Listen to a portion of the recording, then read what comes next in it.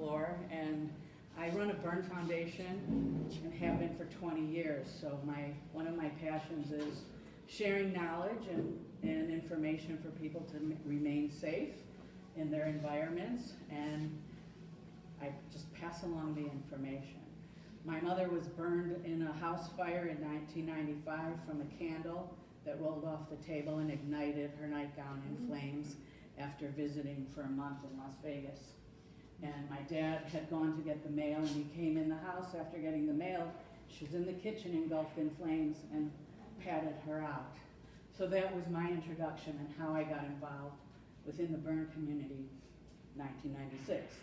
So in 20 years, I've been providing massage services to burn survivors at an annual conference, and in those 20 years, I've met some incredibly amazing people, from self-inflicted to gas explosions to car accidents, and just how they're thriving through life and their healing journey. And so where I live and just how I was raised, and maybe being a Girl Scout, I want to help save as many people as I can. So recently I had noticed some fuzz on my balcony, and that prompted me to contact Bob's Repair JC specifically, because I have had clean dryer vents in homes and had met people that endured fires from dryer vents in their homes in my 20 years of walking in with burn survivors. And I know the value of maintenance and keeping your dryer vents clean.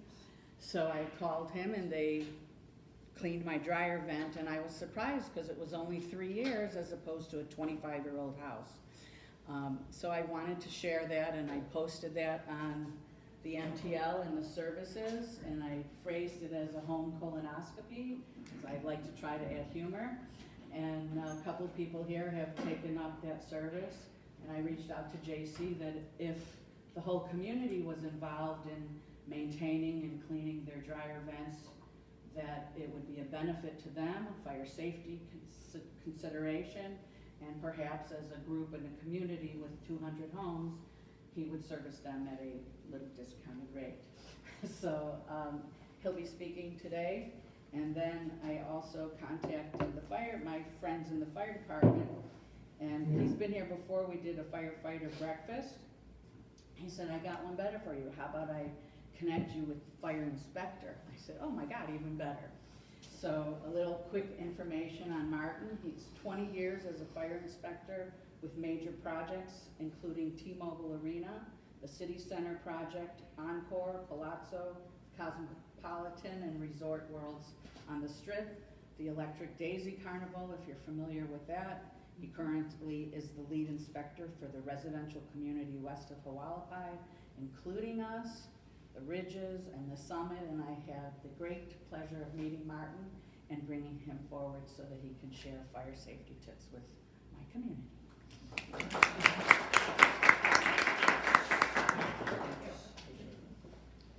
Good morning.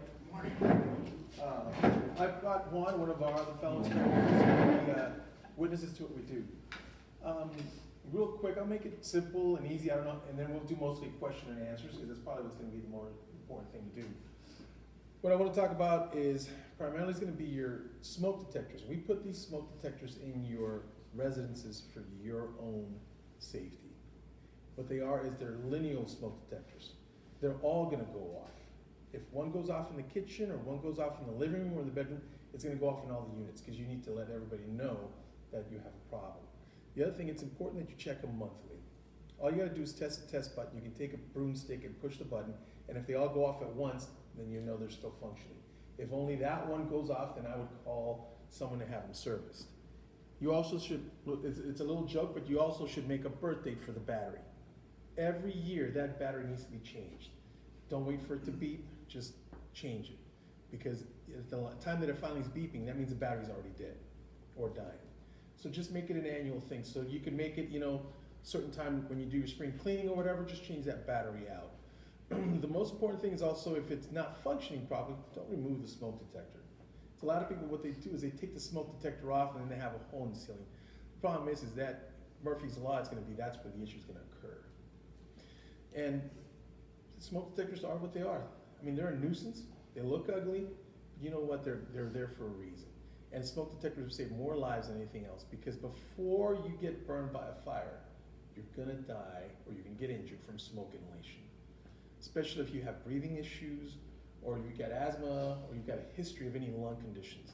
And it's also gonna affect your travel. Remember, if the smoke is affecting your lungs, it's affecting you visually. So now you're not gonna be able to see, and it's gonna be filling up the smoke. So if you ever look at, and anybody usually go on NFPA, which is the National Fire Protection Association. I would go on NFPA and look at some of these some of the stuff we have. They've got a lot of safety tips, but primarily one is you should see the video of how smoke goes into a room, especially your living rooms, because remember the couches are what? Foam. What's going to happen with the foam is it's full of air pockets, that's going to catch on fire, and that's going to create more smoke, and it's going to create dense black smoke. Within 30 to 15 seconds to 30 seconds, that room is full of smoke almost to the floor. That's why we got to crawl low to get out. The other thing that we are very much going and concerned with everything else is, like she was talking, Julie was mentioning, is your dryer vents. That's lint. Even though you clean out the little vent thing on your dryer, it's still going into the back of that. That in time will get hot and it'll smolder and you won't even know. And because it's inside of a wall, and because we build the construction of these units are to have a 2-hour separation between you and your other resident, you won't know for 2 or 3 hours. By that time, it's engulfed and it's behind the walls. Problem with that is just a design issue. It's behind your sprinkler system. If it's behind your sprinkler system, it's going to supersede the sprinkler system. Sprinkler systems protect the area that you're in. If the fire's occurring within your walls, that's totally different.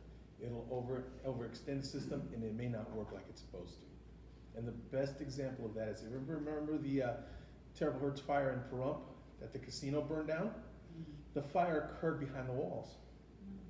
Even though we had a sprinkler system in that building, it went behind the walls and it brought the entire casino down. So those are just things we got to look at when we're doing things. So, precautionary, maybe every quarter, 3 times a year, clean out your lint and the thing, have somebody come out or do it yourself. We just recommend that you do that. We don't care how you do it. Another thing is going to be kitchen safety. That's important. It's very important for kitchen safety, because how many times do we forget? I still do it. I'll put something to boil, come back, and before I know it, it boiled all dry, all the way to the bottom of the pan, and you got a pan that's starting to heat up. That's a danger, because that pan eventually is going to catch on fire. Something could fall in it and it'll burn. So just be careful on cooking. If you get a fire, grease fire occurs, don't put water in it, cover it up with a lid or put some baking soda. Very simple things, because if you put water on it, what you're going to do is you're going to spread that grease into the back of the kitchen and you're going to supersede that flame. So it's just better to cover it up. And if you can't put it out, use a fire extinguisher. And if it gets too far, call us. We're right down the street. Station 35 is right down the street. It's not going to take more than 3 minutes. It'll take you longer by the time you figure out to get downstairs to get the door open for us. They'll already be rolling in here. So be cautious. Protect yourself and get out of the house if something occurs. You have sprinklers. That's what we put them in there for. And the fire will maybe not go up to the sprinkler system, because if you put the lid on it, it's going to put it out before it does that. You also have a hood. Keep the hood on anytime you're cooking. So if you do have a lot of smoke, it goes outside, because that's going to be another issue that will occur. If it does catch on fire, it's going to create a lot of smoke. So, and then let's talk about electrical fires. That's another thing that occurs. We all have extension cords that we've had for 10, 20 years that we keep wrapping electrical tape around and folding.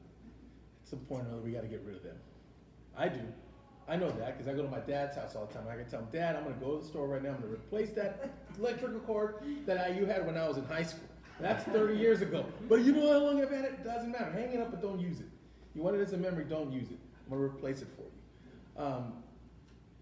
That little bit of wrap that's got around it, it's got actually insulation. Anytime electricity runs through those cables and those wires in the electrical cord, it's hot. That's why putting the duct tape, putting electrical wiring around it is not going to protect it. That's not insulating. So if you ever see the inside of those extension cords, they got some insulation in it. That's to stop the heat from occurring. In that sense, you also don't have an electrical cord and fold it up, because that creates the heat. When you fold it up together, it creates a heat that catches everything on fire. It'll catch your carpet on fire, it'll catch whatever on fire. So always have your extension cord extended and everything else. Your surge protectors are important. If you're gonna have multiple things plugged into a wall unit, I would not get the normal ones that you can buy. I would get you 8 ones plugged in. It doesn't have a surge protector. What that means is if something catches on fire, it's gonna go into your walls. Again, we're gonna supersede the sprinkler system and we'll probably bring the building down. We're hoping not, but things occur. It's just Murphy's Law. So your best thing to do is get a surge protector. I mean, I don't know how much they cost, $10, $15 at Walmart, Target, Home Depot, Lowe's. That thing is gonna pop the surge and it'll stop all electricity from going through. And that's the most important thing. And that goes now to electrical. Let's talk about your e-bikes and scooters that are with lithium batteries in your cars. Most of your cars are okay to be plugged in for long times, such as your Teslas and your new cars that are coming. You can leave those plugged in for hours and hours. They have an automatic system that'll switch it off and turn it off to stop charging. Your e-bikes and some of your electric scooters do not have that. So once you know that your system, your bike or your scooter is fully charged, disconnect it. Because what's going on is it's charging it and it's sending a current through that battery. What's creating that battery is getting it hot. What's gonna happen with the lithium battery, it's gonna supersede whatever's inside and it's gonna catch on fire. The problem with that is your sprinkler system is not designed to put out a lithium battery. So at that point, if you do have a scooter or a bike that catches on fire, roll it outside of your garage if you can do that. Because you need to put it outside the building. Because now it's gonna put out a lot of smoke, a lot of black smoke. That's the most dangerous smoke because that's toxic smoke. Remember, the sad part is we're getting to be more eco-friendly, but these eco-friendly items are more toxic. Okay, they're being developed with chemicals and products that, when they catch on fire, now change their chemical composition. So that's what a fire is actually a chemical reaction. So with the lithium battery, we're exposing chemicals that we don't know what's gonna occur. So put it out, call the fire department 911, say you have a fire from an e-vehicle. You have to let them know because then they have to come back and prepare to put that fire out. Especially if it's a scooter or a bicycle, because that lithium battery is gonna be catching on fire and it's gonna get hot. So once you've got your e-bikes that everybody's buying, you can buy them at Costco right now. They're selling e-bikes like crazy. If you buy an e-bike, just remember, once you know it's fully charged, it tells you it needs 6 hours to charge. After 6 hours, go down there and unplug it. You're not, don't leave it constantly plugged, because you don't know what's going on with that charger. That charger could just constantly be heating that battery up, and it's not releasing the air. And especially on your garage and your doors closed, it's not getting any ventilation. Those things need plenty of ventilation, always.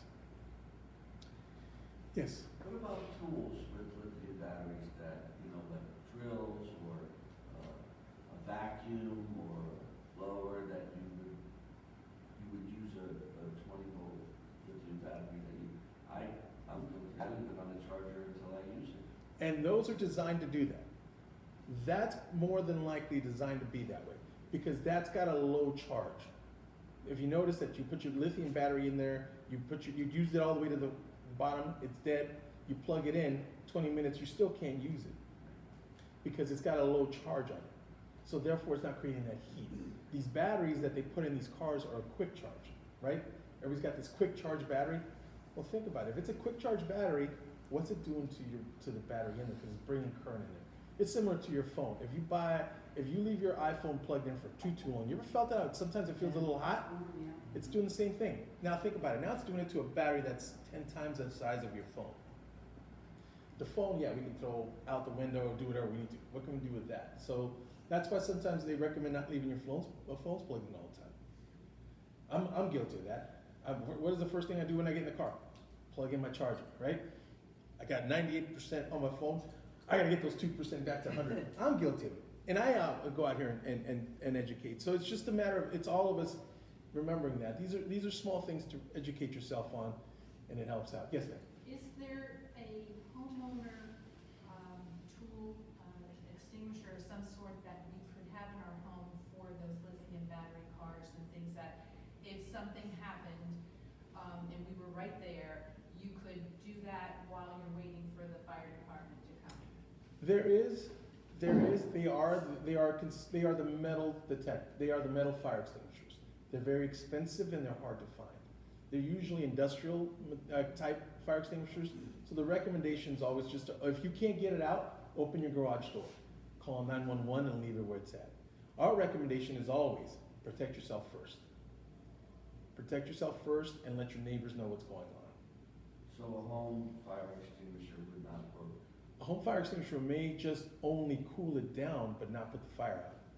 Because it's a class ABC, so it's a chemical for your kitchen fire, for a standard electrical fire, and a carbon fire, which is gonna be wood or your furniture. So the lithium battery is actually a chemical reaction occurring. So a lot of times we have to carry foam to put these fires out. We just can't spray water in them. And again, you know, it's gotten so complicated for the crews when they respond. Think about cars that have titanium brakes, because they drive these super fast Lamborghinis and Ferraris. They got brake systems that are titanium that can handle the heat. But we put water on titanium, it explodes. So now if you look in videos and see that the fire department goes to put out a fire, they put water and all of a sudden it's exploding, it's because they got titanium in there.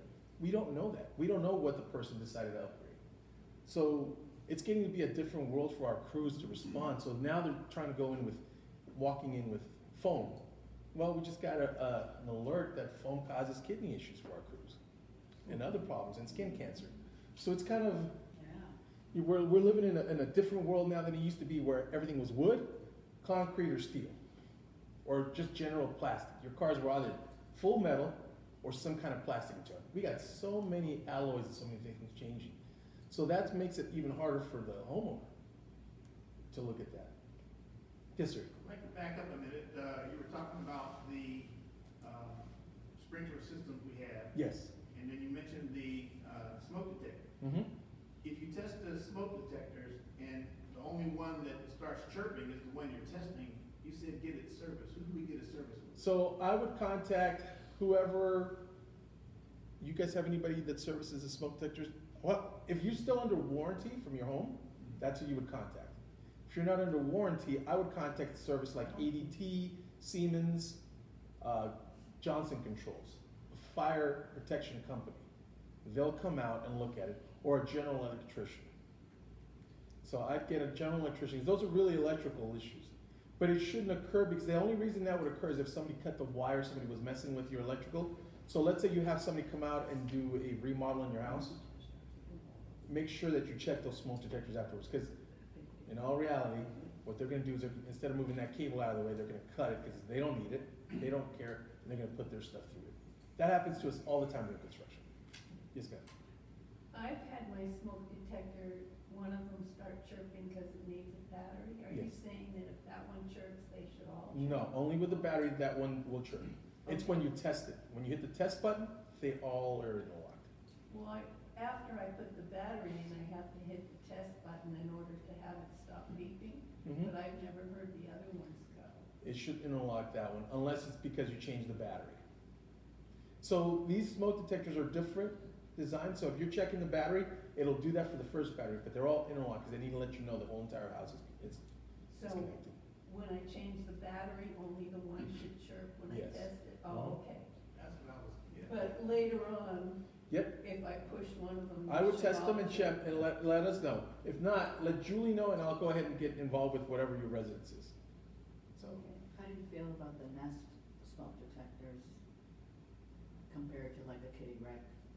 I mean, to me, they're, as long as they do what they're supposed to do, that's what we need. Because remember, some of these properties, some of these homes now are required to have a CO detector now, yeah. combined with the Because smoke when I moved detector. in, my CO kept going off, and I had Southwest Gas out here twice in one day because it kept going off. It turned out it was my neighbor's battery in his golf cart in the garage next to mine. It's the lithium off-gassing. So when you're That's charging sensitive. car, we'll go back to that. We'll transition to the charging of your things. You're off-gassing. Every time it's getting hot, it's off-gassing. What does that mean? That means, so it's like when your car batteries, so the old acid batteries, the lead acid batteries that we used to have in the cars, if you remember, you would put the charger at home, your car went dead, and they put the charger at home, they tell you, open your garage door to let it. Lead batteries off-gas, but they off-gas, you know, some of them formaldehyde, different chemicals. The lithium batteries off-gas gases that we don't know yet what's occurring. Remember, this is all new technology.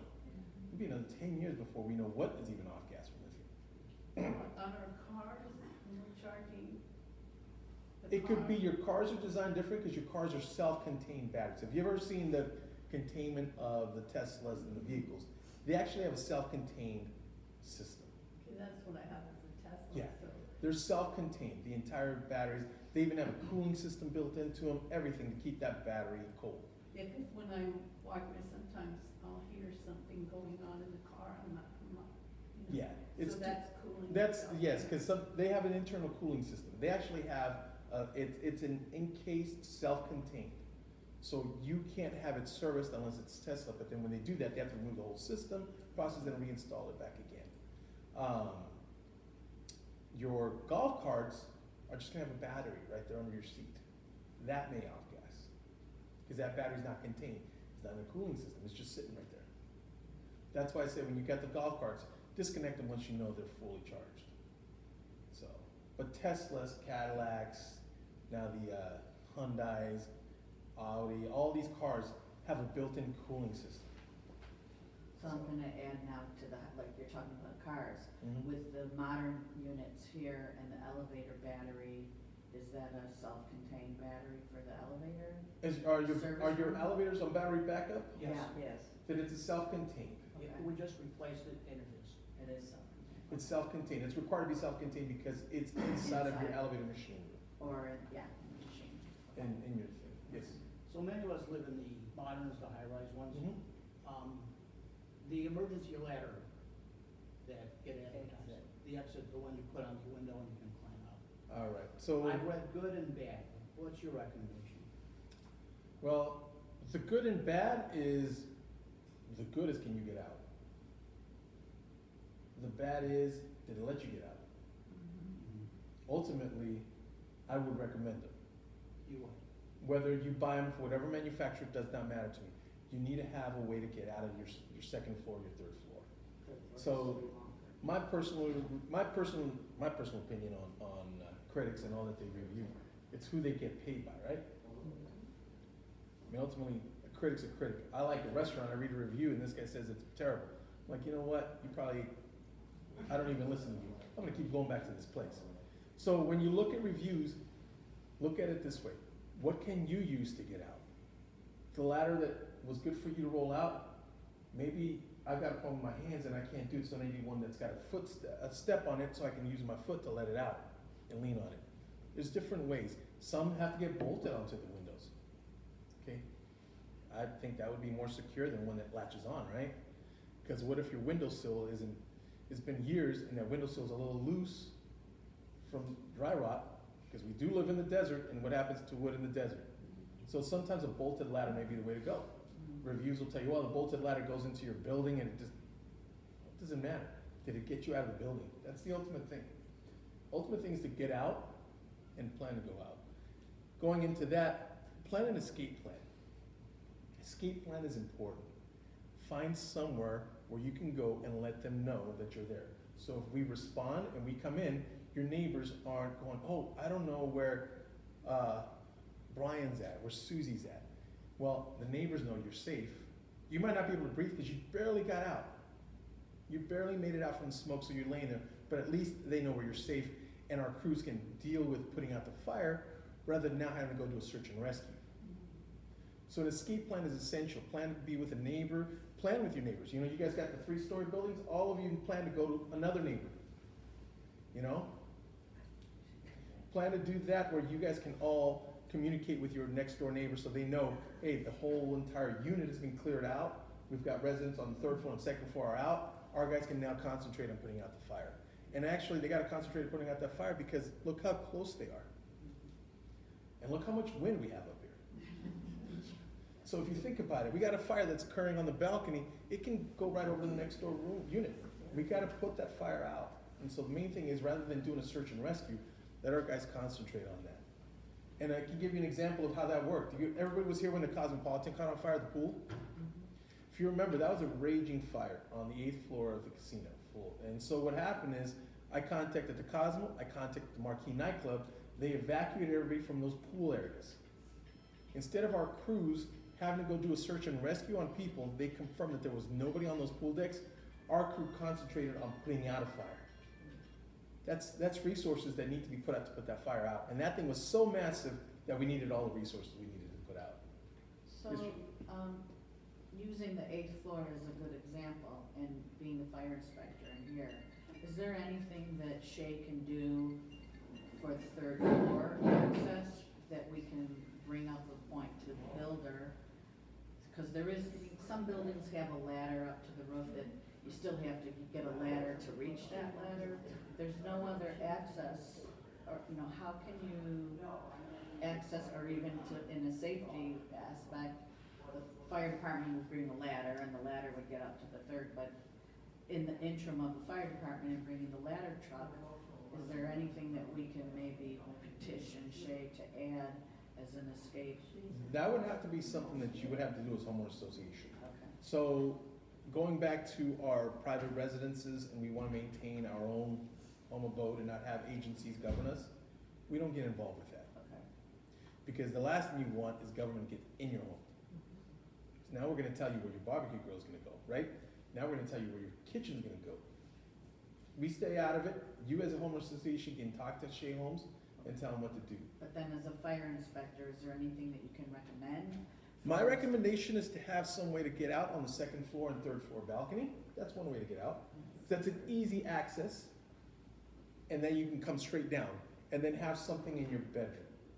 Because where more than likely are you gonna be if something occurs? It's gonna be in the middle of the night. Because if you're in the living room, you can come out of that balcony door. You're right there. Unless the fire's in the kitchen. Unless the fire's in the Kitchen's kitchen, there. and then you go out the bedroom. But that way you have 2 ways out. Always plan that, 2 ways out. One's gonna be the balcony and one's gonna be your bedroom. Because you can go out both ways. The bedroom, I would recommend a ladder. You can do a hook ladder on your balcony and do that as well. And that's just the way to go. I mean, you gotta plan for a different world, and then we don't know what occurs. We can't what if our life away, right? What if this and what if that? Just be prepared and plan and talk to your neighbors, because that's gonna be your life-saving thing. Your neighbors are gonna have to call. Does the ladder stay there permanently? You can make it a permanent ladder, or you can buy one that gets in a container. I think you can Google all different types of ladders. They got some, huh? I would not think we were. You could probably have one that sits on your balcony that if you needed it, you throw it down. They've got some that are in containers that that hook up to your balcony. Google them and find out from what it is. If it's not accessible enough, viewable to the public, then I guess your homeowner association can't say you can't have it, right? So if it looks like it's in a nice containment, looks like it's part of your balcony then they won't say anything. Yeah, a full ladder I think would be an issue. I mean, I wouldn't want my neighbor to have a extension ladder hanging on their balcony. Yeah. So, but yeah, I also got to remember, you guys have homeowners association you got a concern with. But I'm sure you Google or you can Amazon ladders, different types, they've got it. Just a way to get out. It's the main thing. Getting out is the main. I mean, you're better off getting a little bit of injury. I mean, I look at it this way. In the scope of the case, did I get out or did I get hurt? Right? If I didn't get out, I would have rather been hurt. There's a better outcome. I mean, that's kind of the world. It's sad for me, but it's the world I live in. My kids are raised that way. So there's a couple more things I need to discuss, but I think that's primarily the main things. Yes, sir. I have a question about fire extinguishers. You see a lot of recommendations you should have an ABC fire extinguisher. If you do have a kitchen fire, should you use it or should you call 911? I would use the fire extinguisher because most of the time your kitchen fire is going to be on a pan, right? It's going to be your oil overheated or something caught on fire. You decided to go try to do a flambe and you saw on YouTube or TikTok that you want to do this flaming drink or whatever. That's what's going to happen. Let's be honest. Most fires occur in your kitchen because of everybody want to be Bobby Flay or whoever trying to do their, or what is it, baked Alaskan. You try to do a baked Alaskan at home, right? Where you light the brandy and pour it over the dessert. That's where your fire's going to occur. So your best thing is a fire extinguisher will work or just cover it up. Because what you do is when you cover it up, you take the oxygen. Simple. Take the oxygen away. Like I said, it's a chemical reaction. It takes 3 things, and the oxygen is the main one. If it can't breathe, it can't catch on fire. And then use your fire extinguisher. If the fire extinguisher doesn't work, then call 911. Okay. That's a follow-up question to that. I remember many years ago we moved to the San Francisco area after an earthquake. Yeah, I took an earthquake preparedness class, and one of the key things they taught us was actually how to use a fire extinguisher, which was not intuitive to me. Yeah. Okay, in terms of what you should really do. Are there any good ways to learn about it in classes, videos, or anything you recommend? For fire How to extinguishers? use a fire extinguisher. So if, I'm gonna put it pretty simple. In using a fire extinguisher, so you should have two. You should have a fire extinguisher up in your living space, and you should have one in the garage. Okay, I know your developer probably doesn't provide you one in the garage, but I would recommend one in the garage. Where are you gonna have a fire? It's gonna be in the garage, something's gonna happen. You gotta run upstairs and get it, it's too late. So you have two fire extinguishers. It's called pass. So basically what you're doing is you're gonna put the fire extinguisher to the lowest part where the fire's occurring. If you shoot it up here, it's not helping you. Your fire's down here, you wanna put the fire extinguisher shooting it at the flame. So what you're doing is you're covering it up, and what the fire extinguisher does, it takes out the actual oxygen. It covers it. Going back to San Francisco, that's originally where I'm from. I lived in Hercules, and I went to UC Berkeley. So, earthquakes. We are zoned for earthquake. I don't know if everybody knew that. We are just as high as San Francisco and LA. We have the potential to have a major earthquake. Your properties and your homes and your residences are built for that. We actually inspect it. We inspect all the resorts and everything to do that. But in case of earthquake, your best thing to do is to go out, get out of your building, and go out into the middle of the street. One great thing that we don't have here is we don't have electrical poles. When I was in San Francisco and we had the big earthquake during the game, we ran out into the middle of the street. Our concern was electrical poles were going to fall on us. That's going to be the main thing. But here, get out of your building and go out in the street. Do not use the elevator, because those elevators are actually going to shut down during an earthquake. They have a sensor that when the elevator is vibrating, it automatically shuts down. So your best thing to do is take your stairs and go out, because that's how it's designed. It's designed to not lock in, and it'll lock in place. Yes? I'm not sure, is that true for these lifts? They're required to have it. Okay. It's a state elevator requirement. It's because what happens is if it's vibrating, that means if something's loose, it's got to lock itself so it doesn't fall. Okay. It's just to protect you from falling. Also, talking about extinguishers in the kitchen, I saw an advertisement for fire safety in kitchens, and this particular product was advocating a fire blanket. And they said, fire extinguishers make a horrible mess of your house if you have this blanket and it's a stove and you don't have a lid that you can cover. Have this blanket, put it on, stop the oxygen, and what do you think of those devices? Fire blankets work. Anything that can put the fire out. Yeah. And honestly, you're correct. Fire extinguishers are going to blow everything. You're going to have fire extinguisher residual everywhere. It's going to be all over the place. Right. It's coming out with CO2. So what it is a pressurized system of chemical. So it's going to blow out. So, but what if you got to stand next to the fire on a blanket, right? How close do you want to get to a fire that you? So the blankets and to me, the fire extinguisher is the best thing. You got to clean up a mess, but it saves your building. A blanket's a great idea. If it's a kitchen fire, you can go right on that pot and put it over there if you don't have a lid. So if you want to keep one, that's great. But a fire extinguisher is also essential for you. Yes, ma'am. How often do the fire extinguishers have to be changed? I've heard you know, can sit there for 5 years because you don't have a fire, and then it doesn't work when you You're have one. correct. So if you buy yours at Home Depot or Lowe's, there's actually a date on it, on the bottom of it. Your best thing to do is to just make sure that it's within the green on the charging. So there should be a little green arrow, and if it's within that green, that means you still have a fully charged fire extinguisher.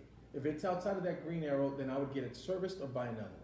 My recommendation for you is to not get it serviced, because they're going to charge you more to service them. Just go to Home Depot and buy a $20 fire extinguisher, right? And do that an annual thing. And then keep one in your car. The one that you bought for last year, you're still going to need it in the car. It'll still function. May not function as great as it does, but you can always do that, or even drop off some fire extinguishers wherever you need to. But the main thing is, if it's still in the green, it's still good. But if it's 5 years, the chances are is that powder's compacted so far down that it may not work. So every 2 years, I'd recommend getting a fire extinguisher, at the most. We require every year service. When I met with you, Mhm. you had mentioned about the elevator shafts being vacuumed, and I understand Hankin supposedly does that. I didn't hear it. Some of us have service contracts. They told me They told her because she is getting it done. Good. But I think it's also imperative that we as the homeowner oversee the service and make sure, because I didn't hear any vacuum. They're busy, everybody's shorthanded in work. And I did not hear it, and it might have been a little zip back thing, but I thought that was new. Oh, yeah. The elevator shaft, so if you could just share with me. So your elevator shaft is a protected elevator shaft. It's supposed to be rated to protect you from something occurring there. It's the same thing with your garage door. How many people have put a doggy door on the garage door? At your private homes and everything else. People do that, don't realize that that door is actually a 1 hour rated door. It's a solid door, so if your car catches on fire, the fire won't go into your unit. It's the same thing with your elevator. There should be no penetrations in there. But going back to cleaning the bottom of the elevator shaft, that's important. Have them vacuum it out, because what happens is every time you open that door, air is going in there. It's bringing in a little bit of lint. Every time that lint, and it gets bigger and bigger and bigger in there. So before you know it, you got lint moths or lint balls or whatever we call them, and down there, and it's a lot. If they haven't been done in years, you're gonna have a lot more there. What's gonna occur if something happens, there's a spark, that's gonna catch on fire in there. And then that's gonna engulf everything else, it'll supersede the system. So when your guys come out to do your service, just ask them, hey, can you check the bottom of my shaft and make sure it gets vacuumed out? Just simple, and they should be able to do that. I did ask, because Julie told me, and they said they do, so I'll make sure that they do when they Yep. come. I'll watch them. Yeah. It's just simple, and they should not balk, you know? Yes, ma'am. There was one home here, I was talking to a homeowner where her dryer was actually never hooked up to go outside. And it took a while for her to figure out why there was some humidity in Oh. her. But, you know, so then she did have it fixed, so it's just something to be aware of. I mean, I don't know, she doesn't know who put it in, all Yeah. that, but, because I guess the lint was building up. Oh, yeah, it'll build up because it's supposed to go Flying around. outside. And then that can cause a fire, I guess. That's correct. It'll build up and it'll smolder in there. If I like can said. follow up on that, we've become aware that, several of our vents were stuccoed over at the time of construction. Yes. We've had a number of the dryer vents. Ours was, yours, we've heard of a number, so I didn't know. I would suggest checking your vents. And that's how they Where- wound up. We Where found was out, the stucco? pardon? Where was this stucco? Well, ours was on this, our Oh, on was the on the outside? side, right, and when they stuck the outside of the building, They they stuck it inadvertently over. went over it, so the flap didn't open Yeah. and allowed the exhaust to go out. So it's something to keep in mind, and you may wanna have them looked at. So Jerry, did you have to have the stucco removed? Well, They actually, removed it we when- had Bob's come out to clean our, and they took care of it. They So I think got it's a it good done. segue when JC speaks, and if you use his service and they're familiar with it now, and we get that information, collectively, we have, good gathering of information of how many are stuccoed over. Yeah. So we're actually thinking of having them all checked. It's something the board's considering at the moment. To bring out. Ours was just a little bit stucco, so we just knocked it off Yeah. and it opened it up. Right, it's Where not do you hard look? to do, if you can get to Where it. do you look to see Outside if of it it, is? outside, well, oh, you live in the, But it's Yeah, not, yes, not we live everybody, up not everyone also, can check so it. we Oh, couldn't see yeah. it or even get to it. yes. But when Julie put this information out, we used this company and they were great. The other thing is, I'll tell you, because I do the laundry, that, I could tell that when I was using the dryer, it was, after time, it was taking longer and longer for the clothes to dry. And that's because it wasn't getting out. So, if you're maybe encountering that, you may wanna have your vent checked. Well, good information for everybody. Yeah. Any additional questions? I mean, feel free to ask me anything associated with the fire department. Anything else? I'm curious, when I go away for more than a week or two at a time, I unplug my coffee maker and my toaster. That's correct. Is that- Unplug is that a good everything. thing? Yes, you're correct. Remember, anytime, Everything? I don't well, unplug my TVs. your TVs really aren't they are really low on power. These new TVs are doing that. But a coffee maker is gonna have a lot of power. We always recommend unplugging I everything. do, yes. And, candles, be careful with candles. You know, I know candles, some of it's religious or culturally, be careful with candles. Because in the end, they are gonna be, you're gonna fall asleep and that's gonna be. If you have to light a candle for the house, put it in your sink. Or put it in the center island of your kitchen. That's the best thing to do. But the main thing is just be safe. We all wanna go see our kids, we all wanna see our family. We don't wanna be on the news. I don't wanna be on the news. And I don't want anything written on behalf of their rule because of Martin, right? We have issues when we have, the moderns have two homes, one on top of each other. The top person has to be safe because our lives are in their hands. Yeah. They're not. Yep. How do we control that, right? It's just being friendly with each other. I think, Yeah. I think it's a community level. I mean, I living in San Francisco, I had to learn that. I mean, if you live in this, I lived in Hercules and I had a townhome that was above two other stories. We all got along because I needed to know what my neighbor was doing. All the So- moderns have to be friendly with their neighbors. But, Well, yes, ma'am. Every unit is paired. Even Yeah, though we're all not connected by shared. walls, so Right, we need to yeah. be friendly with That's people true. on either side. Oh man, there goes me playing my music. I have an iPad and a Kindle, but I just leave plugged in all the time, so I shouldn't do that. Once it gets charged, I don't want to unplug it. It's just because if you feel it, sometimes that Kindles and the iPads get hot. They start to get warm, that means that battery's charging.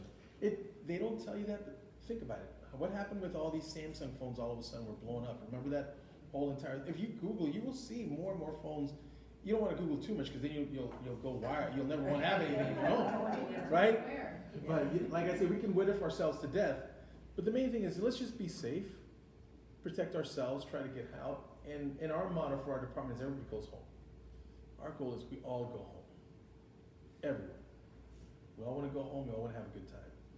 So, and in that, when you go out to these construction places, when you go out to these resorts, and you go out to these properties, be vigilant where you go. Don't always go in the same way you came out. When you walk in, keep an eye on where your next exit's gonna be. You don't know where that's gonna occur. It could be at the front or it could be in the back. In the case of fire. In case of anything, we live in a different world. We no longer, it's no longer fire. No longer fire. We no longer have a world that's just fire. Do not So- sit with your back to the exit. I always look forward. Yeah. I want to see So- where my exit is. But I brought a bunch of goodies. I got all kinds of hats. I got chip clips, because everybody knows you're always trying to find a chip bag that leaves open. I got plenty of chip clips there. I got some refrigerator magnets with a clip on it. And one thing that I know I had to bring was pencils.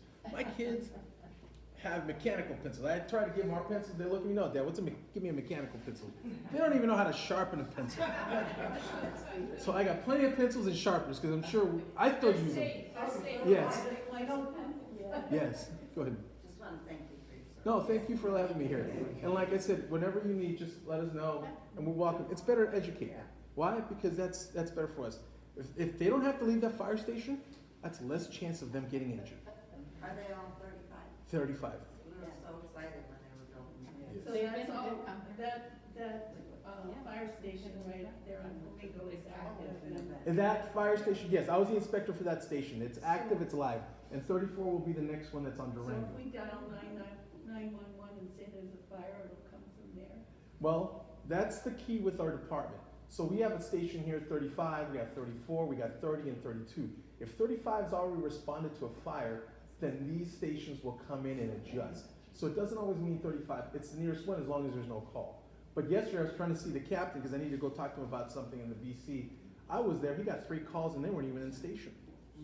So they never make it back into the station. They may never be in that station for 8-9 hours because they're out doing a medical call here. One was a pregnancy call, which means that's gonna be a good 45 minutes to 2 hours. Because you know what happens, a lady could have felt like she's having a child and it's just labor pains, but now they gotta be with her the whole time. So it could be 2 hours worth of time, they gotta get her to the hospital. We got calls for wellness checks, a lot of that occurs. Wellness checks, because again, if I haven't seen my neighbor come out for 2 or 3 weeks, you call 911, you have a wellness check. Sad part is if we have to go in, we're gonna go in. We don't have a key, but we have a way to get in. May not like it, What do you use, smash the door? We usually have a way to open the door. It'll bust your lock open. We do try to do as minimal damage as possible, but we're still gonna do some damage. So if I call 911 and tell them the code for my lock, will they relay that? That is correct. Okay. That is correct. And that's another thing. If you do call 911, let them know you're in a community, where it's at, give them the address, and tell them your code. If you got a code on the door, let them know this is the way to go, because that way they can get in. Because you're upstairs.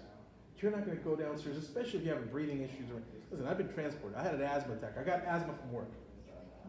And I had an asthma attack, and we had to call, I lived in Henderson, and we had to call the fire department, and the captain came in, and you want to talk about how feeling terrible. I was still in uniform when I got it, because I just finished doing work. Captain walks in, I was having problems with my nebulizer, and he walked up and he told me, Martin, you better take a deep breath or I'm about to intubate you. Guess what? At that moment, I was breathing because I don't want to tube down my throat. And I'm like, nope, you got it. He's like, you better breathe or I'm going to intubate you right now. I have one of those clubs on my door, Good. you know, for, But the key is now what happens if I call 911 and I couldn't move to get it? they're going to get it. They'll be able to break my door down. They'll pull it out because your club works to open it in. If they can't push it that way, they got a way to yank the door out to the outside. Remember, we can get in. I mean, I like it. She should tell, like when she calls Yes. 911, you should say, I have a club at my Yes. door. Always tell them anything you've got, anything. Right. So a lot of homes that have roll-it-in doors and all that stuff, they have to let us know because we have to be able to get in. So Great, hopefully I gave you guys enough information and everybody's good. thank you. And I'll be around, so I'll be right there for goodies. Thank you for coming. And I think thanks for saying like a quarterly or something. Because now people will tell people, tell your neighbors that weren't here and not the information. Hello everyone, how are you today? Let me get this video set up. Sign up sheet. Yeah. Let me get this video set up so we can get you guys amped up with some videos about dryer vent cleaning here. I don't have Chris's, but while he's getting that set up. This is what I posted. This was Lint, and again, 100 years and I'm one person, and I really don't like to do laundry. And I just knew that it was coming out, and I thought, why is this fuzz coming out on the balcony? And so I called, because I did want to have a dryer fire, and that was after. And this is Jerry's. I'm just showing you pictures. Showing them. This is Jerry's, and then, it's kind of hard because the way it's blown up, but then I'll pass it around, yeah. And I'm surprised for only after 3 years, but it's important. And, I don't try to scare anybody, same thing with Neighborhood Watch. I don't try to scare anyone.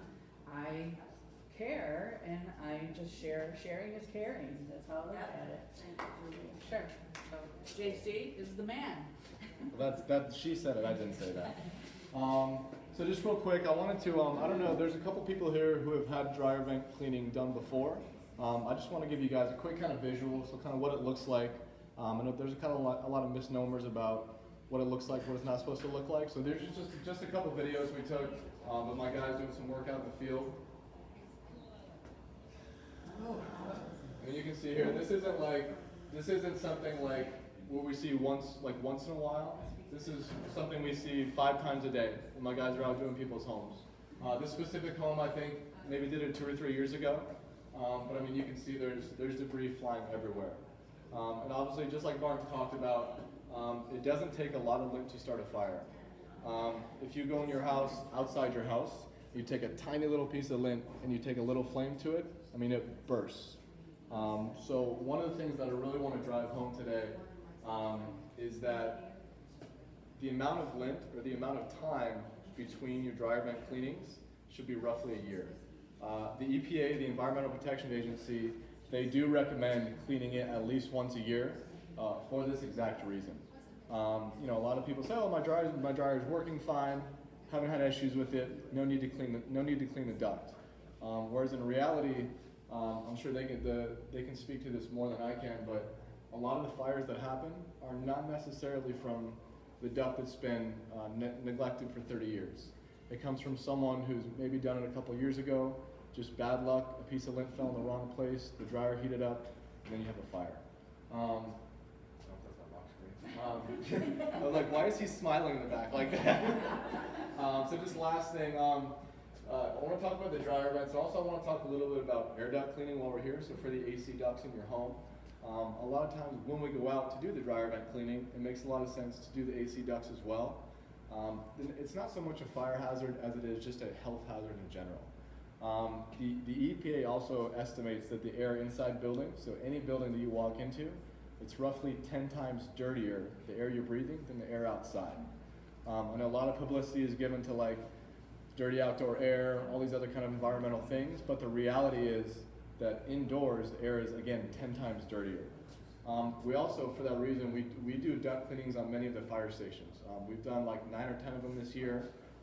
They obviously take their health very seriously, and you know, we obviously recommend everyone does. So this is just kind of a quick, all the dust and debris that you're gonna see inside your air ducts comes from something like this. And these are kind of some of the tools that we use. One of our, let's see if I can find this good one right here. Yeah. So this is someone's home that just did some construction in it. You can see, and this is like filled with dust, dirt, and debris. This is coming directly out of someone's home, and this is all the air that you're breathing when you're inside your home. So very, very important for health and safety, not only to do that dryer vent, but to do the air ducts as well. So that's that. Now, just a few quick things about how do we know when it's time to get my dryer vent cleaned, how do we go about it, and all these different things. There's a couple the two kind of big ones, I know someone mentioned it earlier, is that when you start to notice your clothes taking longer than normal, right? You put them in, normally they take 30 minutes. This time, they also took 30 minutes, but they're a little bit damp. The next time it gets worse and worse. That's the number one sign that dryer vent's starting to build up lint, and it needs to be cleaned.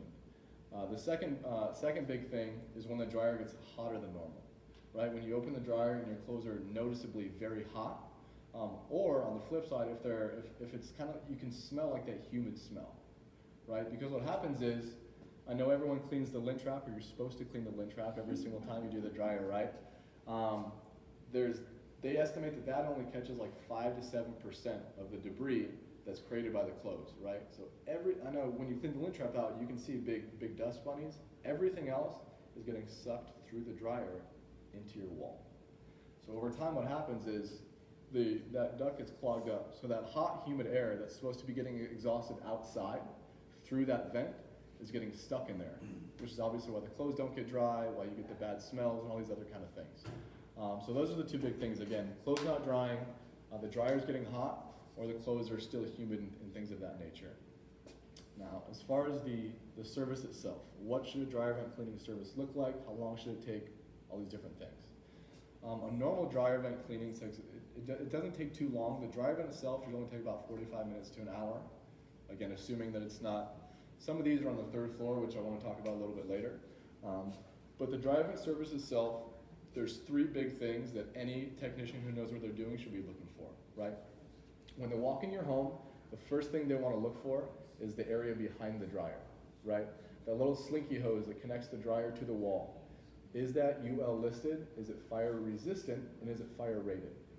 99 times out of 100 when we go into people's homes, when Sears comes in and puts your new dryer in, they could care less about fire safety, right? And normally the hoses they use, if you look on the back of your dryer, there's an actual tag on the back of your dryer that says, do not use metal and do not use foil hoses. They only install foil hoses. They strictly install foil hoses, actually. So again, 9 out of 10 times we go into a dryer vent, the first thing we see is that hose is bad news. Because obviously if the fire starts anywhere inside there, that hose is actually going to help the fire spread, not dampen it. So the first thing we do is we remove that hose and put on a proper fire-resistant hose. Very, very big deal. Also, the area under the dryer, a lot of times tends to get clogged up with, whether it be lint, God knows, all the socks that you lose, by the way, that's where they go. I mean, we've found socks, we found some very interesting items inside people's dryer vents. I'm gonna keep it PG, but we get a lot of socks and things of that nature. So it's very important, again, when the technician comes in, make sure he or she is going behind the dryer and looking for that kind of stuff. That's a big part of what we do, is obviously cleaning the vents, the main thing, but the slinky hose, and we go and we shop vac all that area behind there, because a fire is just as likely to start under the dryer as it is inside the wall when it heats up. And then the last thing, obviously, is when they do the cleaning, very, very important that they clean it not only from inside your home, but from the exit point. Meaning, whether that be the roof, the side of the building, under the building, wherever that dryer vent or the air exits, it's very important that the cleaning also be done from outside. A lot of times when you hire maybe like call them like the budget dryer vent cleaners, they come in with the Home Depot brushes. I'm sure we've all seen them, the white brushes. You put them on your drill, they shoot it up there, they get a pile of lint, they give you a thumbs up, and they're out of there. This isn't something where it's not inconsequential, right? It's a very big deal that you clean it from inside and the outside. We want to make sure that the entire dryer duct is clean, not half of it, not 3/4 of it. There should be no lint when we're done, right? So again, 3 things: the slinky hose under the dryer, cleaning from both ends of the dryer duct. Very, very important. Yeah. If we hire your company, all of your technicians will do all those 3 things. Yes, ma'am. Okay. Absolutely. You don't Absolutely. have to watch them. No, I mean you can if you'd like, but no, that's a very big deal for us. Okay. Is one thing we stress to these technicians is this isn't something like when you're painting someone's wall. If it goes wrong, oh well, it looks bad, you can redo it. This is something where if it's done incorrectly, it can have serious consequences. So it's something that we stress to them, and it's why it's a very procedural thing that we do every single time, for sure. And so the other thing was someone mentioned that the stuccoed vents. That is something that we see, unfortunately, not only in this community, but in a lot of places around town. And that, even if the dryer duct is not dirty, a stucco vent can have the same exact effect. Because obviously, if the air is not escaping the dryer, that's what causes the fire. Whether it be a bird stuck inside the vent, a stuccoed vent, lint inside the vent, they all have the same effect. So we are working with Julie to maybe schedule a time to come out here and literally check every single home, see what they look like, see how many vents are stucco, and kind of see if we can formulate something that's sensible and makes sense to get those taken care of. The last thing as far as the dryer vents, the 3rd floor, from what I'm talking to Julie, I believe they exhaust through the roof. So you would need normally the ladders we carry are 36 feet so they can get on top of a 2-story building. For something like this, you would likely need a scissor lift or something of that nature. So if you are on the 3rd floor, feel free to contact us. Again, we're working with Julie to formulate some kind of thing where maybe one day we can come out, bring a scissor lift out here for one day, clean 5 buildings, 10 buildings, whatever it is, and kind of do it that way. And that way we can also give people a discounted rate. If everyone's doing it at one time, makes sense for you, makes sense for us. You don't have to do that for the 2nd floor. No, ma'am. I was just walking around. It looks like the 2nd floor does come out the side of the building. So we can just use a tall ladder for those. But yeah, no, that's a definitely good question. Any other questions about the dryer themselves? Yeah. Probably it depends on utilization, how much a dryer is used in the course of a year, right? For But sure. on average, what do you recommend doing, cleaning? Like how often? I recommend a year. In my experience, we do a lot of, for example, we do a lot of salons, right? Like hair salons. They use their dryers all day, every day. We're out there like once every few months, like once every 2 months or so. So for a home with a family, maybe 2 people that live there, a year is it's a good timetable. And yeah, that's what I would recommend. Yes, sir. So if we were to get a group of people that are living on the 3rd floor, Yep. how many of those could you do in a day? So in other words, I want to find out if you can do 6, then I want to find 6 people. Sure. Yeah. I mean, to be honest with you, I'm not sure how many buildings are in this complex. Is anyone? 354. Well, not the, But they're not all at the top. They're different. Sure. Okay. I mean, roughly we can, depending on the day, we can normally hit about 20 or 30 in a day. Oh, okay. If we have a scissor lift that's here, we have guys that know what they're doing. You can just go around. You can hit 20 or 30 of them, and that would make sense. But yeah, I mean, however many people we can get, I'd be more than happy to work with you guys. And I would emphasize too, just don't think about this as a modern problem. I live in a resort collection, and I had lots of mountains in mine before. Sure. And 4 years, I'm here 4 years, never had it done, and they were like really bad. For sure. We appreciate that, by the way. Yes, sir. You have a I have question? a question. Deluxe version too. And what I noticed when ours was being built is every other place we've lived, the dryer's been an outside wall fed straight through. But these are very convoluted, they go with multiple bends and end Sure. up somewhere on the roof. And so, does that complicate your cleaning, and does it change the need for how often it should be done? Yeah, spectacular question. And the answer is no. All the tools that we use, you can see in the video, the reason why there's a dust storm blowing out is because the tool, if you can imagine, it looks almost like a tiny little snake, a snake head, and it's attached to a super high-powered air compressor. And it's very flexible. It's flexible enough to get around those 90-degree bends to get all the way into the home, but it's also stiff enough to be able to move itself down the line. So normally, unless we've run into some absolutely crazy stuff, but everything that I've seen out here is relatively standard as far as the tools that we use can pretty much do the job. That's a good question, though. Yes, ma'am. You mentioned our HVAC vents. Yeah, yeah. You do those as well? We do, yeah, for sure. Because I've suspected that the builders aren't too, or the workers aren't too careful about dumping stuff in. I suspect there's building debris in there too. Yeah, there is. And that's one of the, also kind of the misnomers, I guess, about duct cleaning is, my home's only 5 years old, it's not that dirty. What I would say to that is, well, how often do you clean your carpets? Like every 5 years? Probably not, right? You vacuum once a week, once a month, whatever it may be. Thankfully, here in Nevada, most of our ducts are not in the floor, which leads to a ton of debris getting dumped in there. They're in the ceiling. Still, that being said, any dust that you've ever seen on your table, on your wall, any dust you've ever seen anywhere, it's coming from somewhere, right? That's not to say that duct cleaning gets rid of dust completely, but it significantly reduces it. And to your point, when they do construction, if you've ever seen homes being built, one of the first things they do after the framing is they put the ductwork in. So everything from that point until the completion of the home, dirt, drywall, flooring, it's all, we found some stuff in there, yeah. I haven't checked my ducts, and I gotta be honest with you, I was really satisfied with, they told me my ducts just need clean, because I change my air filters every couple months. Nice. And they went up there, and I've been here over 4 years, going on 5 years. Sure. I thought for sure my AC ducts were gonna need some cleaning with all the construction that was going on. Right, and they were clean, good to go? They were good, they said That's you don't great. need to do it. That's great. And that's great. And every house is different though, right? Yeah. To your point, we've also been in someone's home, they say, I change my air filters every month, I'm on it. And we go in there and we're like, maybe not. Right. So an easy thing that you can do without having to call someone out, if it's accessible, get on a small ladder and take the air filter out. Take a paper towel, any kind of paper towel, toilet paper, get a little bit damp, and just wipe it along the inside of the duct. You'll be able to very clearly see, is it dirty, is it not dirty, what's inside there. Right? That's what I always tell people, it's the easiest way not to pay someone to come look at it. Take the filter out, wipe it down with water, and what does it look like? If there's black debris all over it, maybe it's time to get a duct cleaning.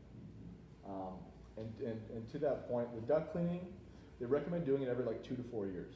So it's not something that every single year you have to have someone come out and do it. If you have someone come out like us and do it properly for the next 4 or 5 years, you're good to go. Now, can we ask how much it costs to have you come out? And You do cannot it? ask. Yeah, absolutely. So an average home is between $350 to $500. I think these homes out here, they're similar, most of them. I want to say it's between 4 to 5 is what we normally For charge. just the dryer duct? Dryer, that's and AC ducts. Oh, So AC plus for dryer. everything, it'd be 400 or 500. Yes, ma'am. Yeah. Now, and like Chris said, if I call you and have you check the HVAC, if it doesn't need cleaning, you'll tell me. Yeah, absolutely, yeah. And then I won't pay for that. For sure. Yeah. I appreciated the honesty that, What do I know? I don't know. Because I don't want to pay for having it cleaned. They said, yeah, it needs to be done. 100%. Yeah, what our guys normally do is they come out and they take a few pictures of the ducts themselves so you can see them. It's not just trust me, they need cleaning. They'll come out, they'll take pictures, they'll show you the pictures, and you can decide it together with our team, does this need to be done or not? So, yes ma'am. I had the general map of the community and I counted there's 75 modern buildings in this Okay. neighborhood. 75, so. Yeah, and so if potentially people into- wanted yeah. to, it would be very cost effective. 150 units. Yeah. they're not all. Well, there's Occupied. 75 units of buildings, And there's 75 200 buildings. and there's 200. Correct, but the ones that have to get on the roof with the, what you Sure. call the scissor tool. Scissor lift, yes, ma'am. Cherry picker would be, For sure. That's great. Yeah, I mean, potentially 75 units, that's maybe 2 days, 2 long days, and they'll be all done. Yeah. If it's just the dryer decks we're having cleaned, how much is that? We charge- Approximately. We charge, it's between 120 and 140. So it's relatively reasonable. 2 guys come out, 45 minutes, they're in and out. Okay, Um, that's affordable. Yeah, for sure. Yeah, again, it's a yearly service, so it makes sense, you know, for us to come out and make something affordable, so. Is the 5080 the right office number to call? Yes, ma'am. Okay. All right, so I covered dryer vents, I covered air ducts. Anything else? By the way, Can I we're, do one more commercial for you guys? hit it. Dude, you've been our hype Also, man. you know that we have a air conditioning issue here with Sarah Air and all that stuff. They also provide a yearly service that they'll twice a year come out and look at your air conditioning and service your air No conditioning. arguments. Yes, sir. Use our. It's pretty reasonable. I think it's $149 For the year. for them to come out twice. Oh, that's good. Yeah. And so that's my commercial for Bob. Little do we know, he's a plant. We're paying. Yeah, there you go. Yeah. So you come out and check it, do you also service, I mean, if we have an air conditioning problem, we can call you? Yes, ma'am. So part of our, when you do the maintenance plan, they check it twice a year, just before the summer and before the winter. And if during that year, if something happens where you need service, there is a discounted price. If we call it the Bob's Family Plan. If you're a family plan member, you get a discounted rate on whatever you need done. But if we don't have the yearly service, can we still call you to repair? Of course, Sure, absolutely. I just posted the number. Because since of the Sierra pictures doesn't in come the out, I services. didn't know who to call. And No, then 100%. services. Yeah, We we're, have business cards. we I got a bunch with me and I'll give them to everyone. Yeah, we're a full service HVAC company. So anything related to your air conditioner, any part of it, we can fix, service, and clean all of it. Yeah. Do you, like, if we did the air conditioning, the ducts, Yeah. the dryer, Sure. every year, do you do like a service contract? Do it all the time? We do, yeah. We also have something where we come out and service the unit and do the dryer at the same time.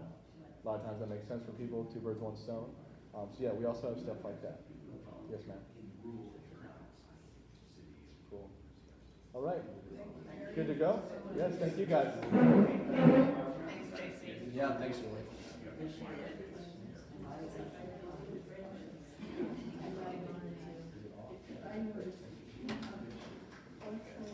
And before you go, Lena would like a group picture with everybody with the yellow hat on. Okay. Gentlemen, want to take a photo and I will sign Martin to take a photo with us.